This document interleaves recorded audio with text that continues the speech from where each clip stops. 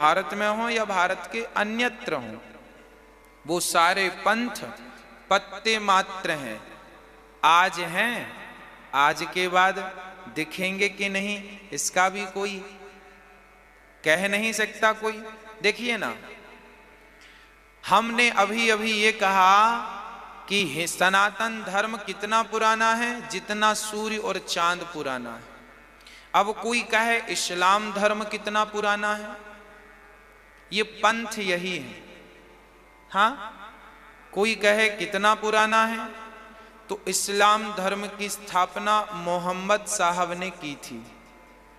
ये पंथ लगभग 1400-1500 साल पुराना है केवल। हिजरी जब आप पढ़ेंगे तो उसमें स्पष्ट लिखा है, ये लिखित में चीजें हैं, कोई मेरे द्वारा ही नहीं कही जा रही हैं, लिखित में ये सब चीजें। अब आते हैं क्रिश्चियन धर्म, क्रिश्चियन पंथ। तो ये क्रिश्चियन क्या है, ये कितना पुराना है? ये अभी क्रिश्चियन सन चल रहा है 2020, ये 2020 साल पुराना है ना। और हम सनातन धर्म का संबंध, हम सन को नहीं फॉलो करते, हमारे यहाँ विक्रम संवत चलता है। तो अभी संवत चल रहा है 2077। तो हम 77 में हैं और बाकी सब कोई 2020 में है, कोई 1400-1500 में है, कोई कहीं है। तो कहने का अर्थ ये है कि जो इतिहास में जो दर्ज है, लिखा है, उस लिखे के अनुसार भी हम सबसे प्राचीन हैं। हाँ, हमारे भगवान श्री कृष्ण के को आए हुए 5500 साल बीत गए। भगवान श्री कृष्ण इस धरती पर कब थे? 5500 साल पूर्व है। हमारे पास तो 5500 साल पुराना भी इतिहास मौजूद है और प्रमाण के साथ मौजूद है। और किसी के पास इतना पुराना इतिहास मौजूद हो तो आवे बात करे। हाँ, दुनिया साइंस कितना पुराना इतिहास जानती है, विज्ञान कितना पुराना इतिहास जानती है। विज्ञान केवल मोहनजोदड़ो हड़प्पा संस्कृति, जो कि लगभग 1800 या 2000 वर्ष पुरानी बातें करती है। ओनली 2000, अधिक से अधिक 2000, नहीं तो 1800 कहूं तो ठीक है। विज्ञान भी मोहनजोदड़ो हड़प्पा संस्कृति को प्राचीन मानती है और इसी पर रिसर्च चल रही है, इसी पर लोग जी रहे हैं, इसी को फॉलो कर रहे। पर हम सनातन धर्म, हिंदू संस्कृति, हम 5500 साल पुराना आपको सबूत के साथ बात करते हैं। हमारे पास 5500 साल पुराना इतिहास मौजूद है और वो भी सबूत के साथ। हमारे भगवान कृष्ण द्वारिका में थे 5500 साल पहले। द्वारिका जी जो कि आज उपस्थित है। जब भगवान इस धरती को छोड़कर जाने लगे तो भगवान ने अपनी द्वारिका को पानी में डुबा दिया था, है ना, पानी के भीतर डुबा दिया। अभी साल भर पहले, 2 साल पहले आपने न्यूज पर, टीवी चैनलों पर आपने देखा हो कि समुद्र के भीतर एक नगरी मिली है। वैज्ञानिकों ने उस पर रिसर्च किया तो पाया कि वो लगभग 5500 साल पुरानी है। ये मैंने दावा नहीं किया, ये वैज्ञानिक लोग दावा कर रहे हैं। तो देखो, अब सारी दुनिया के वैज्ञानिकों ने दावा किया कि ये नगरी जो पानी में मिली है, जिसे द्वारिका कहते हैं, भागवत में जो उल्लेख है द्वारिका का, कैसी थी द्वारिका, कैसे उसके द्वार थे, सेम वैसी ही द्वारिका पानी के भीतर भगवान ने डुबा दी थी, वो मिली है, उसके अवशेष मिले हैं। तो अब ये पुख्ता हो गया ना कि हम 5500 साल पुरानी, हमारे भागवत क्या है? सर्व वेदेतिहासानाम सारम सारम समुद्रतम। हमारी जो भागवत जी हैं ये सभी इतिहासों का साक्ष्य है। समय समय पर इतिहास भी बदलते रहे हैं, परंतु भागवत जो है सभी इतिहासों का सार है। सर्व वेदेतिहासानाम सारम सारम समुद्रतम लिखा है। ये भागवत जी जो हैं सभी वेदों का सार हैं, सभी पुराणों का सार हैं, सभी इतिहासों का सार है। तो भागवत जी में 5,500 साल पुरानी बात लिखी है। तो देखो हुआ, मिली द्वारिका। अभी तक तो हम कहा करते थे कि द्वारिका थी, भगवान थे, पर लोग मानते नहीं थी। साइंस पढ़ने वाले नकार देते थे कि भाई तुम कह रहे हो, हम थोड़ी मान लेंगे। पर अब तो सबूत के साथ हम कह रहे हैं, तो अब तो मानना पड़ेगा। अब तो साइंस भी मोहर लगा रहा है, तो अब तो कोई संदेह का गुंजाइश रही नहीं। दूसरा, राम सेतु सबसे बड़ा सबूत है। राम सेतु 5,000 साल नहीं बल्कि लाखों साल पुराना है। देखिए, अब मैं आपको 5,000, लोग तो केवल 2,000 साल पुराना इतिहास जानते हैं और बात करते हैं। हम बात कर रहे हैं लाखों साल पहले इस धरती पर हमारे राम जी ने अवतार लिया था और उनके द्वारा राम सेतु की स्थापना हुई थी। आज 10 साल तक नासा के वैज्ञानिकों ने रिसर्च किया है।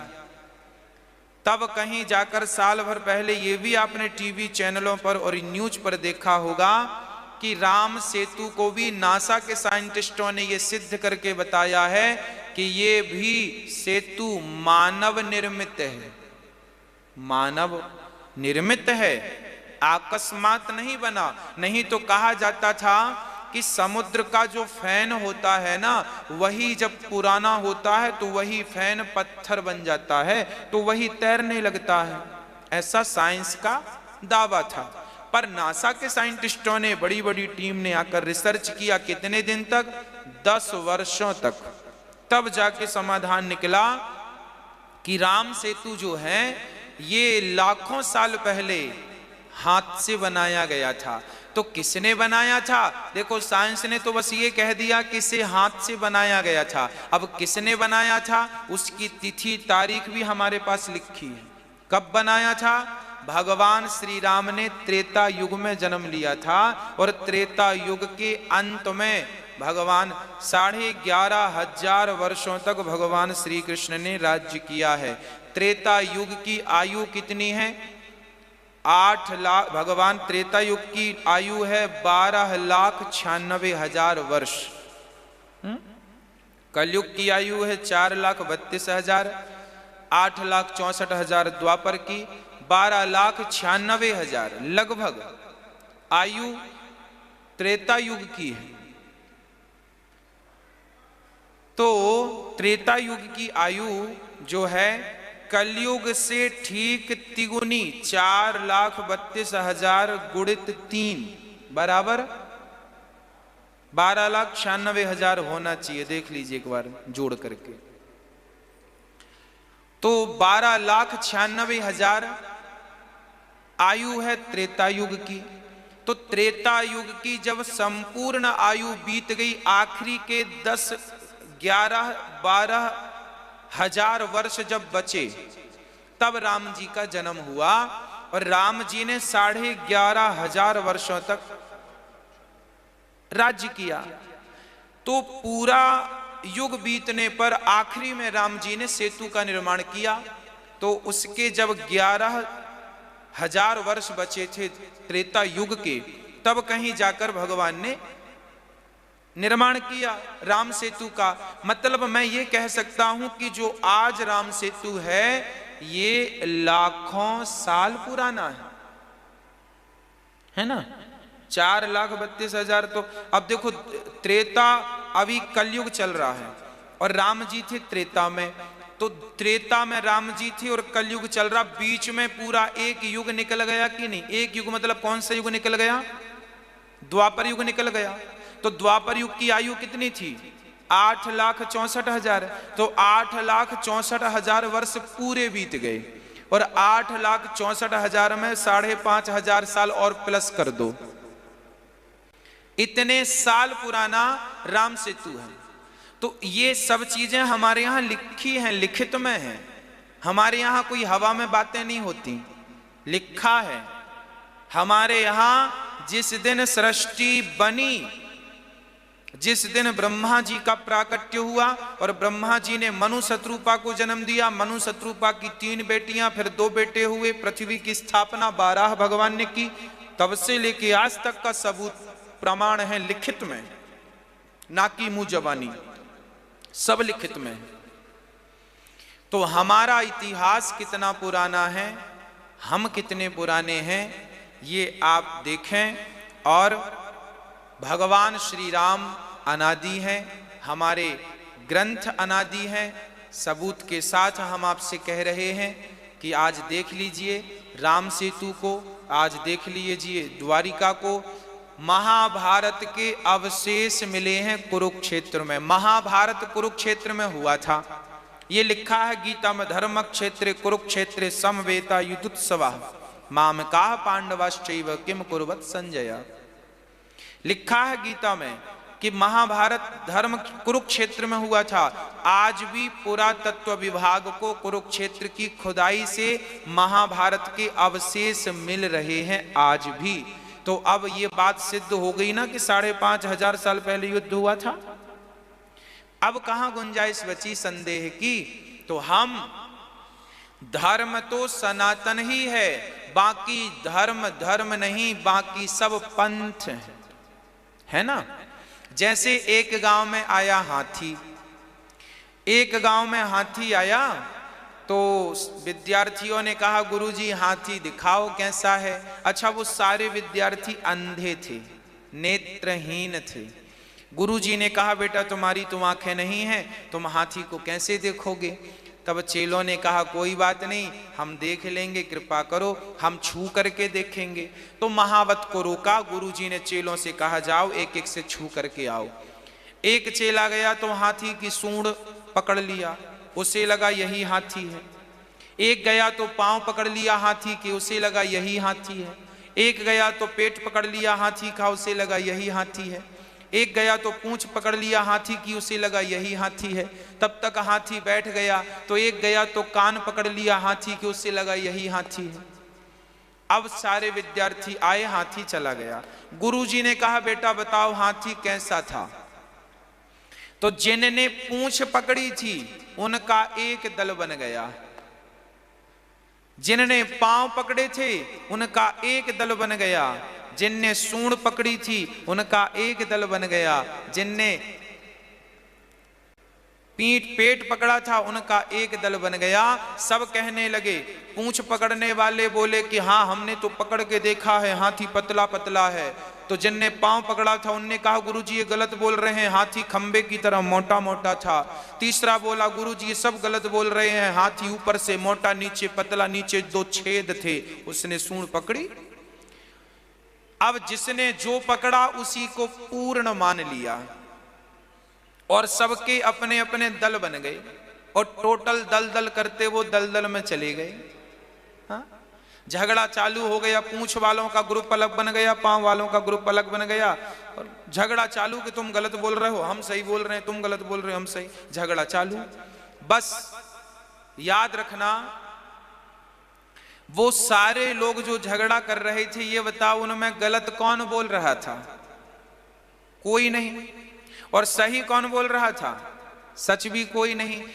झूठ भी बोल रहे थे तो अर्ध झूठ था और सत्य भी बोल रहे थे तो अर्ध सत्य था, आधा सच था। भाई ठीक है, हाथी मोटा भी होता है, हाथी पतला, पूंछ पतली होती है, पांव मोटा होता है, ठीक है। बोल तो ठीक रहे थे पर उन्होंने जितना पकड़ा था उसी को पूर्ण समझ बैठे थे, ये उनकी गलती थी। जबकि हाथी तो विशाल था, बड़ा था। उसी प्रकार सनातन धर्म तो हाथी की तरह विशाल है और बाकी पंथ तो उसकी पूंछ, उसकी पांव, उसके नाक, उसकी सूंड की तरह पंथ अनेक अनेक बन गए। जैसे हाथी के अंग अनेक हैं, उसी प्रकार सनातन धर्म के पंथ अनेक बन गए। और बाकी सब कहने लगे पंथ वाले कि हम ज्यादा जानते हैं तुमसे। अरे भाई, तुम्हारी आंखें होती तो तुम झगड़ा ही ना करते। आज धर्म पंथ को लेकर जो झगड़े चल रहे हैं, सच कहें तो सब अंधे हैं। यदि ये अपने दिव्य आंखों से, ज्ञान की आंखों से देखें तो कोई छोटा नहीं, कोई बड़ा नहीं, सब सनातन धर्म ही है, सब सनातन में ही पैदा होते हैं।